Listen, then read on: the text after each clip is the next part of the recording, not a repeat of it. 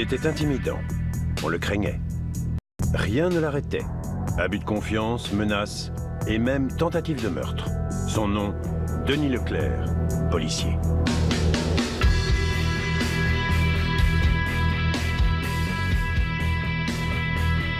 C'était un policier qu'on trouvait bizarre dans la ville. Il était assez costaud, il parlait fort. C'était quelqu'un, on peut le dire, qui en imposait, qui avait un gabarit, une corpulence plutôt intimidant. La victime était une femme à qui il avait prêté de l'argent. Elle ne pouvait pas le rembourser et il a demandé à ses complices d'aller l'assassiner. C'est la première fois qu'on voyait Denis Leclerc sortir dans les médias, mêlé à une affaire. Et c'était que le début, ça, je peux vous l'assurer.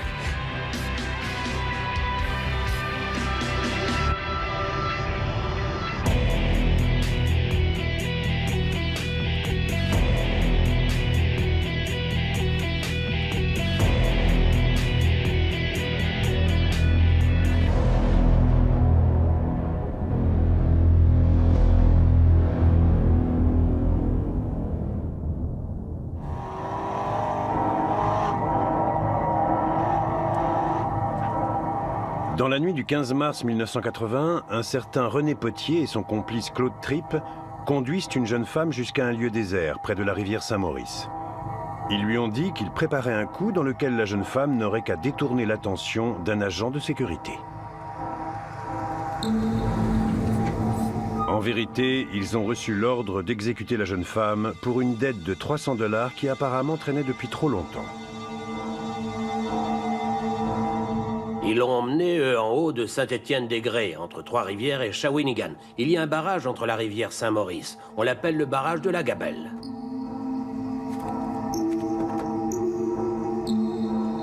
Il n'y a personne qui habite dans ce coin-là. À cette époque, le premier voisin était peut-être à 800 mètres. Et là, ils l'ont fait descendre de voiture.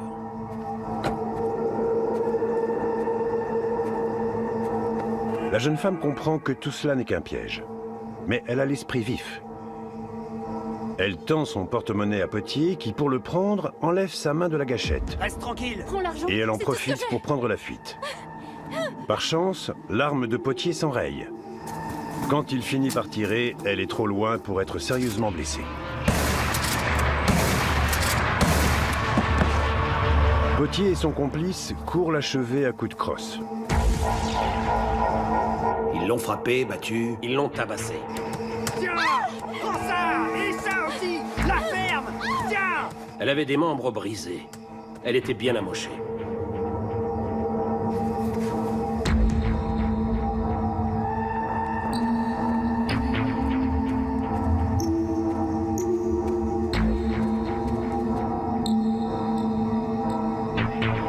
Ils l'ont laissée pour morte. Quand ils sont partis tous les deux, ils étaient sûrs que la fille était morte. Parce qu'ils l'avaient vraiment tabassée.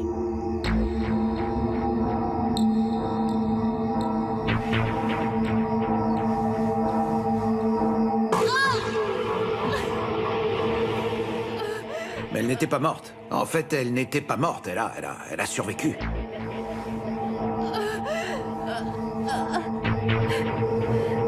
En fin de compte, elle s'est réveillée. Et elle s'est traînée jusque chez le premier voisin. Malgré 2 fractures du crâne, des mains gelées, des coupures au visage et une blessure à la colonne vertébrale, la victime est encore consciente et parvient même à demander de l'aide.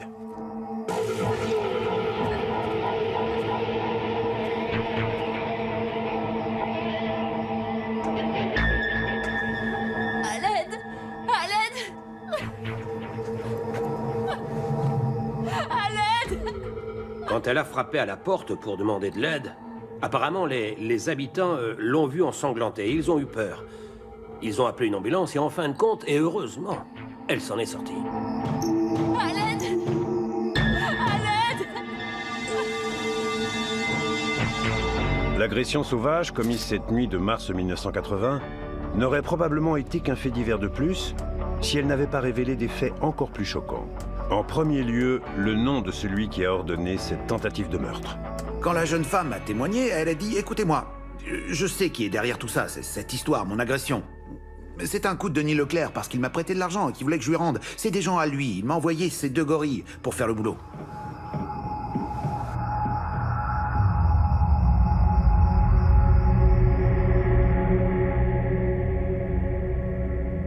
Denis Leclerc, un personnage bien connu du service de police de Trois-Rivières, un personnage que même le chef de police craignait et qui pourtant est lui-même un policier, un enquêteur, un sergent détective. Bon, allez. À demain. Hé, Potier, j'ai quelque chose pour toi. Merci, patron. Denis Leclerc, c'est quelqu'un qui a fait carrière dans la police de Trois-Rivières. Bon, il a commencé dans les années 60 et il a gravi les échelons. Il était policier-pompier, ensuite il est devenu inspecteur de police, enquêteur. C'était un policier qu'on connaissait bien dans la ville. On savait qu'il gérait le poste de police, on le savait. Et il était assez costaud. C'était quelqu'un qui parlait fort. Je l'ai personnellement croisé une fois ou deux et c'est quelqu'un, on peut le dire, qui en imposait, qui avait un gabarit, une corpulence qui était intimidant et dont la réputation également n'était plus à faire. On racontait toutes sortes de choses. J'ai parlé avec un policier qui m'a dit il me demandait parfois d'aller pointer avec sa carte de présence au boulot parce qu'il venait pas au poste. Quand il était pompier, après les incendies, quand c'était le moment de ranger le matériel, il s'éclipsait. Bon, allez. À demain.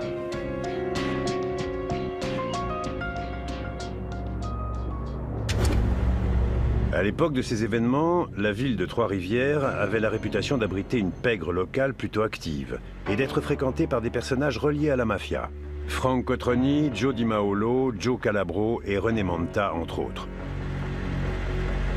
À cette époque, Trois-Rivières, eh bien, écoutez, c'était en fait le Chicago des années 50-60. C'était une ville assez dynamique qui donnait lieu à une activité nocturne très intense sur la rue des Forges. C'était plutôt des bars malfamés. Trois-Rivières, c'était une ville chaude. Et même la mafia, à un moment, s'était installée à Trois-Rivières. Il y avait aussi l'affaire très médiatisée du policier de Trois-Rivières, Louis-Georges Dupont, retrouvé mort dans sa voiture. Il a disparu du poste de police le 5 novembre 69 au matin. Et on l'a retrouvé le 10 novembre au matin, tout près de Saint-Étienne-des-Grès, dans le coin où la victime a été agressée. À l'époque, ça avait été classé comme un suicide. Mais après ça, la famille a commencé à laisser entendre que finalement, c'était peut-être un assassinat. Un assassinat commandité par la mafia ou par la police? Cette affaire trouble, jamais résolue, présente plusieurs similarités avec la tentative de meurtre de la jeune femme à laquelle est mêlé Denis Leclerc. Louis-Georges Dupont aurait-il été puni pour avoir dénoncé les pratiques douteuses du service de police de Trois-Rivières? Et si oui, est-ce que cette jeune femme représentait une menace pour Leclerc, sergent détective à la réputation corrompue, au point de commanditer son assassinat? Oh, la victime, c'était le genre de jeune fille de Trois-Rivières de cette époque. Très gentille, moi je la connaissais très bien.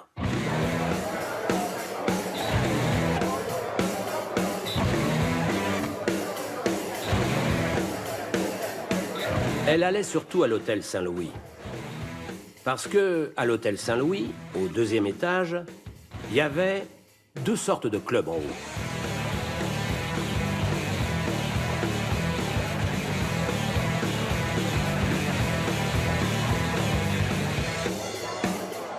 Il y avait un des clubs, d'un côté, qui était pour la prostitution. Et de l'autre côté, séparé seulement par un mur, c'était un club pour homosexuels et lesbiennes.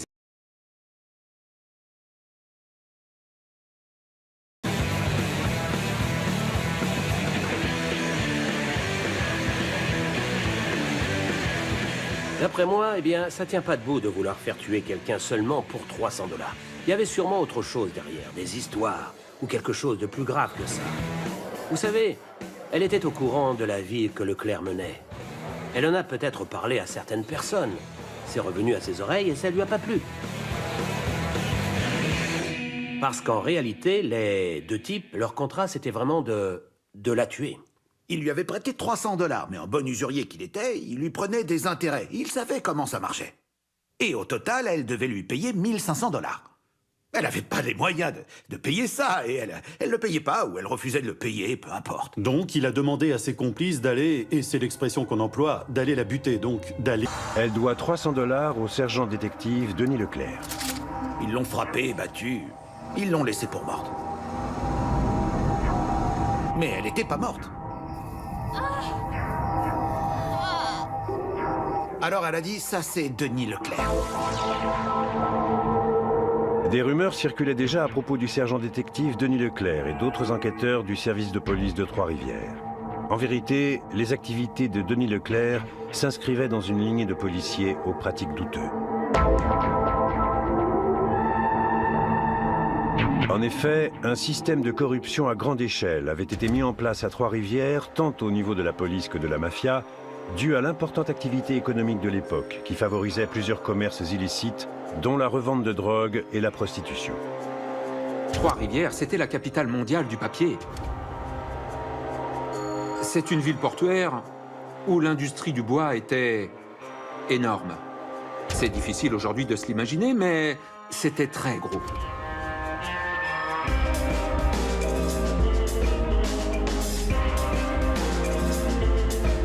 Il y avait des marins, vous voyez, en grande quantité. Alors déjà, il y avait beaucoup de bars autour du port, et ces types-là, après leur travail, le jour de leur paie, eh bien, ils allaient dans les bars, les tavernes ou les pubs. C'était Trois-Rivières, c'était une ville chaude. Il y avait des policiers qui contrôlaient la prostitution, qui imposaient des taxes à certaines filles pour travailler. En 1969, Denis Leclerc est policier depuis 8 ans lorsque le Conseil de la ville obtient de Québec qu'une commission de police enquête sur le contrôle que des policiers exercent sur la prostitution à Trois-Rivières.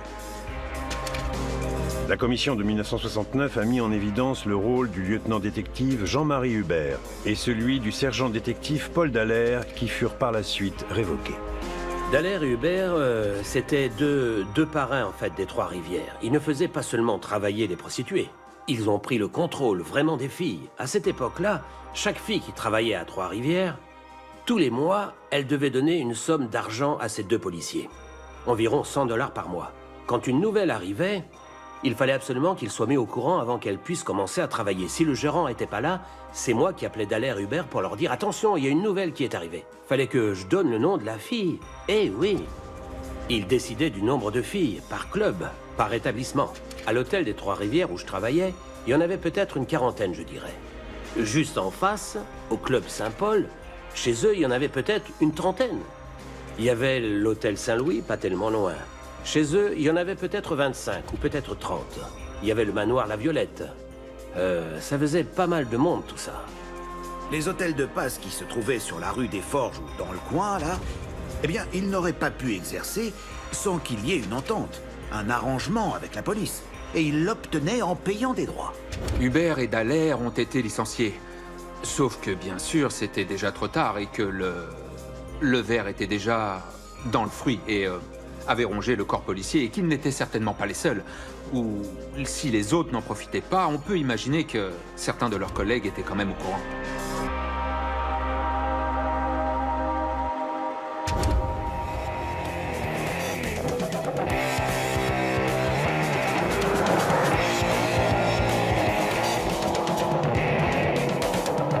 C'est donc dans un service de police où règne un profond laxisme et où beaucoup sont corrompus que Denis Leclerc apprend son métier de policier. Mais ce n'est qu'en 1971 qu'un premier événement attire l'attention sur lui.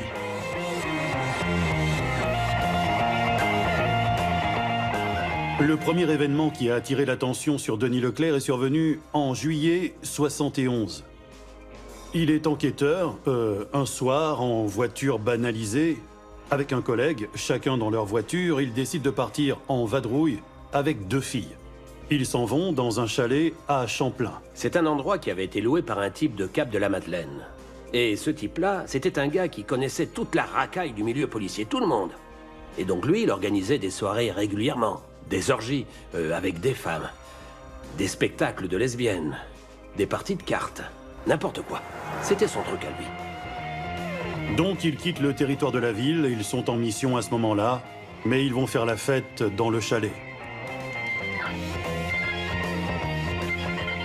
La soirée avait été pas mal arrosée, et sur le chemin du retour, Denis Leclerc, avec sa voiture banalisée, heurte une voiture en stationnement.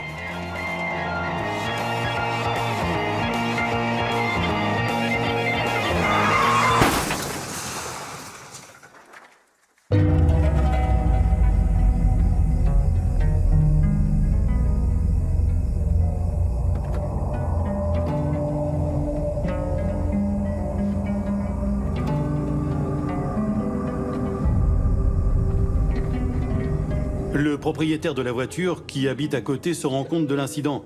Il sort alors de chez lui pour voir un peu ce qui se passe. Il voit Denis Leclerc, il voit aussi la fille qui l'accompagne. Nom de Dieu! Le type lui dit, j'appelle la police. Je vais appeler la police, je reviens tout de suite. Attends. Quoi? Vous avez Non, peur? t'appelleras pas la police, parce que la police... Alors Leclerc a sorti son revolver et a dit, tu vas pas appeler la police, mon pote. Parce que la police, c'est moi. Il avait du mal à se tenir debout, son revolver lui échappait. Il se penchait pour le ramasser, il s'écroulait presque par terre. Baissez ce flingue! Allez, Allez! ferme, crétin, je te dis de la fermer. Il a menacé son interlocuteur en disant « Tu parles jamais de ça, ou sinon ça ira mal. Lui, il n'avait jamais eu de problème avant. Les menaces de Leclerc n'ont pas empêché le propriétaire de porter plainte. Leclerc sera suspendu, mais rapidement réintégré. Il avouera 10 ans plus tard avoir rédigé de faux rapports de l'incident pour se disculper.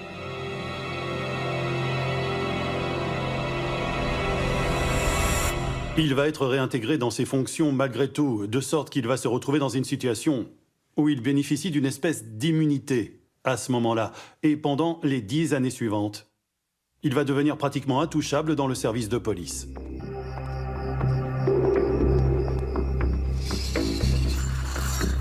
Cet incident de juillet 1971 aura aussi un curieux épilogue pour le journaliste Baudouin. Le sergent détective Leclerc n'a pas apprécié qu'il relate sa mésaventure dans le journal Le Nouvelliste.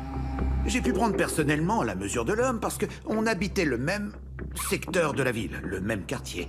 J'étais chez moi, j'entends du bruit à l'extérieur, et je vais à la fenêtre, je regarde, et je vois qu'une voiture est sur le point de partir, tout feu éteint. Alors je suis descendu immédiatement en bas, et là je constate que ma voiture a été éraflée sur tout un côté.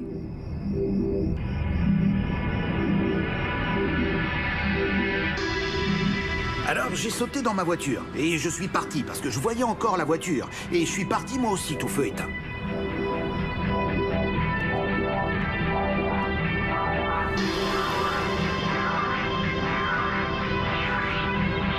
Alors j'ai suivi la voiture. Et d'après vous, j'arrive où? J'ai vu Denis Leclerc rentrer chez lui.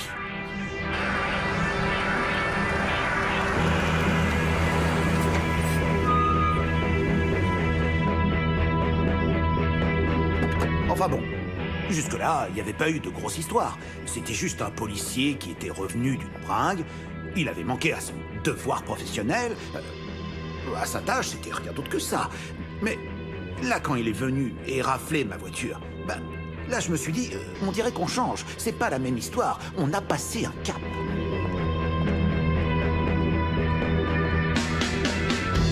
C'était la première fois qu'on voyait Denis Leclerc sortir dans les médias mêlé à une affaire. Et c'était que le début, ça, croyez-moi, je peux vous l'assurer.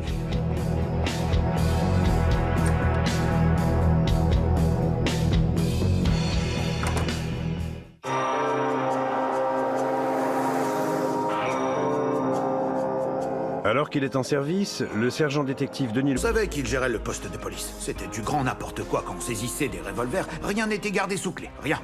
Ça traînait sur les bureaux. Alors, il saisissait de la drogue sur des individus et il laissait traîner ça sur les bureaux. Au point que Denis Leclerc s'en est même servi à un moment pour payer des informateurs. Il est payé en marijuana. Prends ça, mec. Prends ça et file-moi des renseignements. Le réseau d'informateurs du sergent détective Leclerc le met peut-être sur la piste de criminels, mais il lui permet aussi d'identifier ce qui peut lui profiter. Lorsque la seconde commission enquêtera sur le service de police de Trois-Rivières en 1982, on apprendra comment Denis Leclerc et un collègue ont dépouillé un citoyen du nom de Guignard. Là, c'est une histoire assez particulière. C'est l'histoire d'un jeune homme qui avait trouvé dans les murs de son appartement, un sous-sol de la rue Saint-François-Xavier, littéralement un trésor. En effet, M. Guignard louait un appartement meublé. Lorsque celui-ci déplace un meuble, il découvre un trou dans un mur dans lequel se trouve une véritable fortune.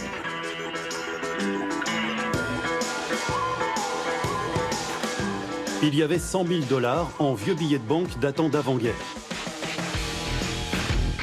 C'était des vieux billets qui avaient été cachés dans les murs durant la guerre par un ancien locataire.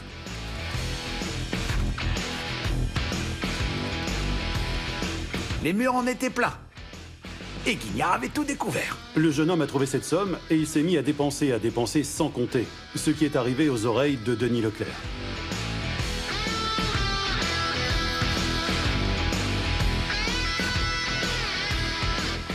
Denis Leclerc apprend par un informateur de son collègue Buckley qu'un certain Guignard dépense beaucoup de billets anciens.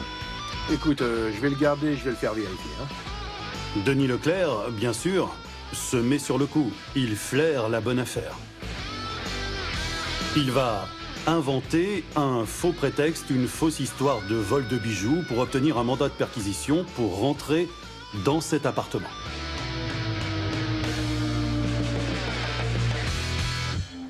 Ouais. À ce moment-là, il va l'intimider. On peut imaginer le contexte. Il va littéralement le terroriser en lui faisant croire que ce sont des braqueurs de banque qui ont occupé son appartement avant lui et que l'argent en question, c'est en fait le butin de vol de banque.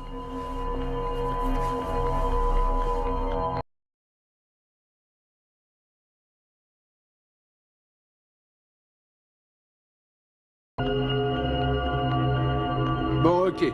Viens, on va t'expliquer un truc, mon pote. Assieds-toi. Il va lui faire croire toute une histoire. Qu'en échange de 5 000 $, il est prêt à lui arranger le coup avec les malfaiteurs, les soi-disant propriétaires de l'argent en question, qui sont pas très contents de la façon dont Guignard dilapide leur argent. Alors en échange de ça... Leclerc et Buckley ont exigé que Guignard leur verse 5 000 $. Et alors, ils sont repartis avec 5 000 $. Mais Leclerc, lui, il se doutait bien qu'il y avait plus que ça. Ça te coûtera pas grand-chose. Combien ça va te coûter? Plus loin. Et... Il est retourné là-bas pendant que Guignard n'était pas là.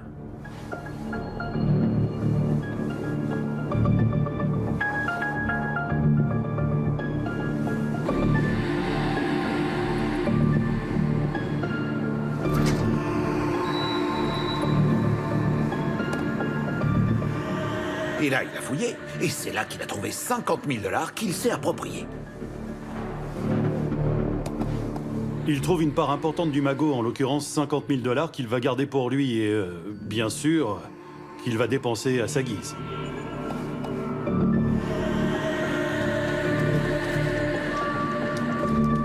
C'était ça, Denis Leclerc. Ça vous donne une idée du personnage. De toute façon, l'objet essentiel de l'affaire, le point crucial, c'est que Denis Leclerc est allé s'approprier le trésor du jeune homme par un stratagème en utilisant son autorité de policier. Escroquerie, extorsion, intimidation et vol. Et c'est quelque chose qui était sans conséquence pour lui sur le moment. Certaines questions concernant l'histoire de Denis Leclerc reviennent sans cesse. Comment a-t-il pu agir en toute impunité? Comment est-ce possible que personne n'ait porté plainte contre lui? Et pourquoi ses collègues ne sont jamais intervenus? Au poste de police, personne cherchait on cherchait pas d'histoire à Buckley ou à Leclerc, en fait. Tout le monde se connaissait. Bon, c'était genre, je m'occupe pas de tes affaires, tu t'occupes pas des miennes. Chacun ses histoires, vous voyez? C'était surtout chacun pour soi. À cette époque, la loi de l'omerta régnait à Trois-Rivières. Il n'y a pas un policier qui pouvait en dénoncer un autre. Ils étaient tous mêlés à des affaires illégales. Dans ce temps-là, tout était permis. Les flics faisaient ce qu'ils voulaient. De toute façon, le directeur à cette époque, il avait peur de certains policiers en fonction, surtout à cette période. Le moins qu'on puisse dire, c'est que lorsqu'il y avait des soupçons à son sujet, il s'arrangeait toujours pour que toutes les enquêtes internes ne puissent pas être menées à bien. Denis, je suis désolé, mais... faut que tu répondes à 2-3 questions. C'est une blague ou quoi? Non, non, si tu veux bien, on regarde ça ensemble. Mais qui est-ce qui t'envoie ici, là? Mais, attends... Non, non, allez, c'est qui? calme-toi, C'est on va Gauthier regarder Tremblay? ça. J'ai pas le choix, mon pote. Non, non, non, non, non, t'as le choix. Parce que y a personne qui va m'humilier dans mon poste de police. Écoute, c'est pas de ma faute. Non, non, je parlerai pas. Bouge tes fesses d'ici, dégage. Dégage, sors. Dégage. À plusieurs reprises, suite à des plaintes, le service de police de Trois-Rivières lance des enquêtes sur les agissements du sergent détective Leclerc. C'est pas vrai. À chaque fois, Habituellement, quand il travaillait au poste, ce type-là, dans les archives ou ailleurs, il prenait pas son revolver. Mais quand il savait que Leclerc était là, il avait toujours son revolver sur lui. Ça donne... Quand les complices de l'indicateur découvrent ça dans le journal, ils sont alors convaincus de la situation.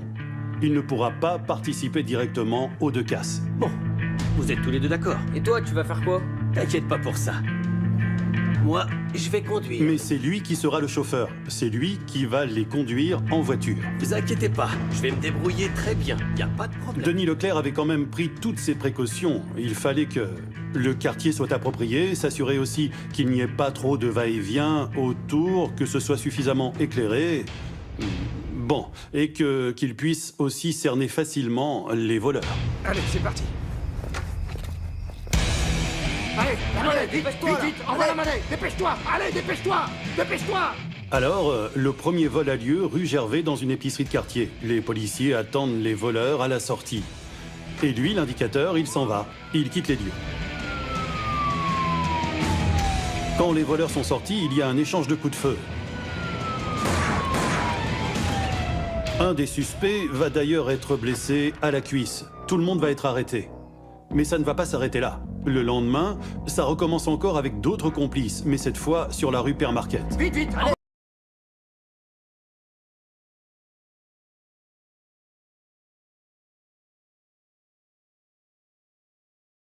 Et attendent les voleurs à la sortie pour les arrêter. Bien sûr, c'est un succès pour Denis Leclerc, qui passe pour un héros dans la police et qui, aux yeux de ses supérieurs, d'une façon très éclatante, vient de redorer son blason de policier. Au départ, c'était l'idée de Denis Leclerc, de planifier des vols pour ensuite attendre les voleurs à leur sortie. Résoudre l'affaire, faire condamner les voleurs, sans que personne découvre quoi que ce soit de tout ça avant plusieurs années. Personne ne s'est douté de rien à cette époque, ou en tout cas, si c'est le cas, personne n'a rien dit. Même pas ses collègues, qui ont participé aux deux opérations. Ah, comment vas-tu? Ça fait plaisir de te voir. C'est sûr qu'il donnait, disons, le change en tant qu'enquêteur. Je suis efficace, j'ai de bons réseaux, je me démène et j'ai des résultats. Mais il était plutôt du côté des méchants que des gentils, soyons honnêtes. Bonjour, Denis.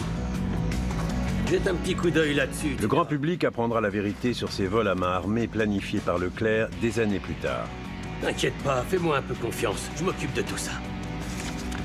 Mais en attendant, des rumeurs affirmeraient qu'à Trois-Rivières, de nombreux autres vols auraient été organisés par des policiers, et cette fois pour leur propre bénéfice.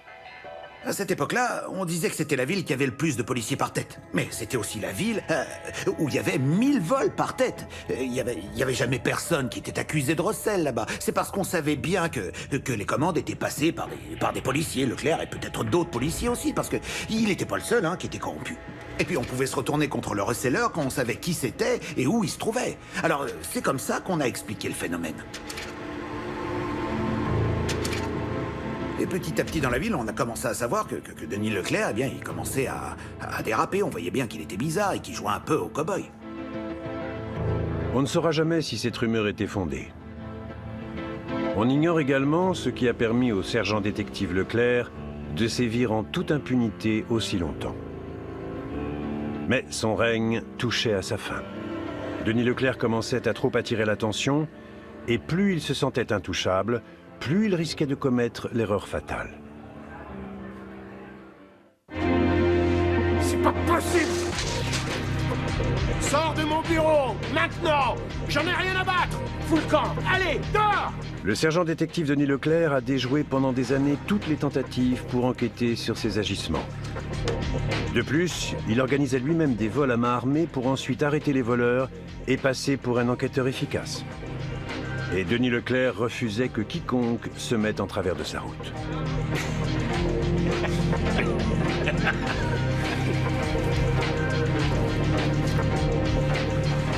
Ça, c'est un autre épisode assez intéressant de la carrière de Denis Leclerc.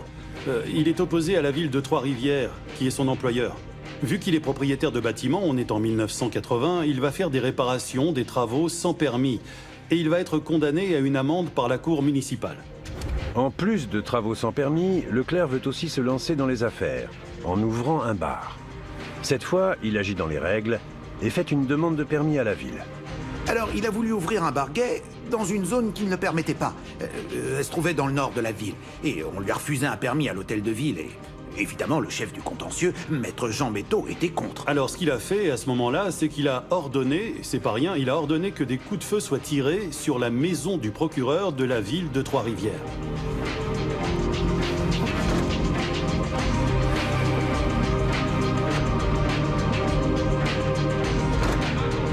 Les coups de feu sont tirés, bien que, à ce moment-là, il y avait des gens dans la maison.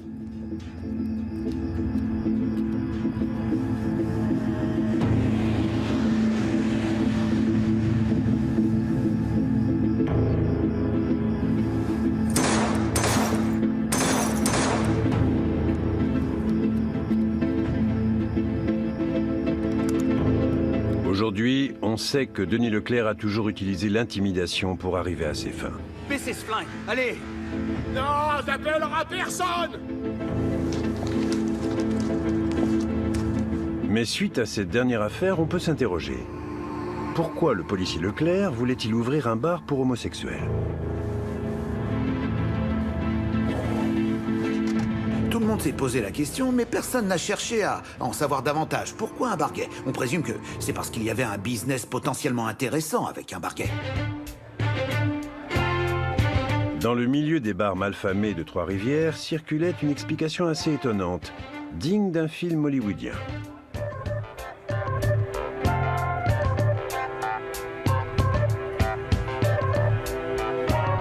Il impressionnait beaucoup les jeunes de Trois-Rivières. La jeune relève des voleurs et puis aussi des petits souteneurs. Parce que des souteneurs, il y en avait de très jeunes à Trois-Rivières à cette époque. Hé! Viens ici.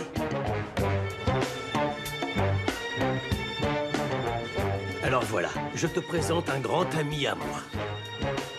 À cette période, il y en avait qui carrément qui se prostituaient. Et il y avait aussi des homosexuels. Voilà. Je suis sûr que vous allez bien vous entendre. Encore aujourd'hui, on raconte que Denis Leclerc aurait imaginé un plan pour tirer profit de cette situation. Et il aurait ciblé au moins un homme d'affaires. C'est une très belle rencontre. Merci, monsieur. L'homme d'affaires était homosexuel aussi. Et il détestait pas les jeunes. Du coup, Denis Leclerc, il a pris un de ces jeunes et il a organisé un rendez-vous avec l'homme d'affaires. Voilà.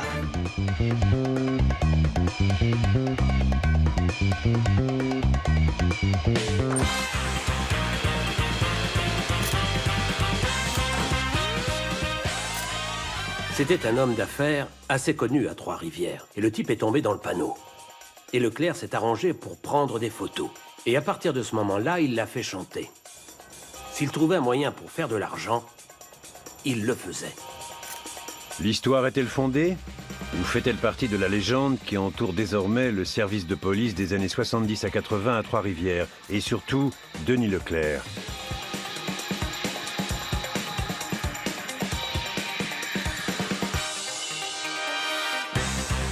Trop sûr de lui et trop habitué à agir impunément, c'est en organisant l'assassinat d'une femme qui lui doit la somme de 300 $ que Denis Leclerc va précipiter sa fin.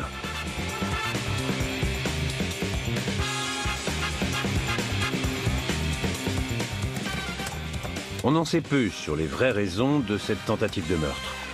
Mais la thèse la plus souvent mentionnée est que la victime en savait beaucoup trop sur les activités criminelles du sergent Leclerc et qu'elle en avait déjà parlé à plusieurs personnes. La tentative de meurtre, ça va être la fin des haricots pour Denis Leclerc. Là, vraiment, il est allé trop loin. Là, Denis Leclerc a peut-être fait une erreur de calcul.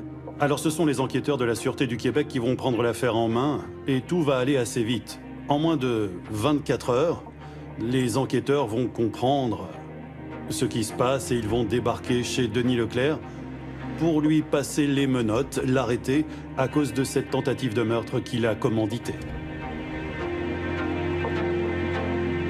Après son arrestation, alors qu'on le ramène en prison, il sort du fourgon pénitentiaire enchaîné et pour montrer à quel point il s'en moque avec son cigare. Il fumait tout simplement de façon décontractée son cigare et il est entré en prison en fumant comme ça. Vraiment comme si de rien n'était. Il a eu un procès et il a été reconnu effectivement coupable. Coupable de meurtre. Il a pris 12 ans d'incarcération, 12 ans d'emprisonnement, plus une année supplémentaire pour port d'armes illégales, ce qui fait en tout 13 ans.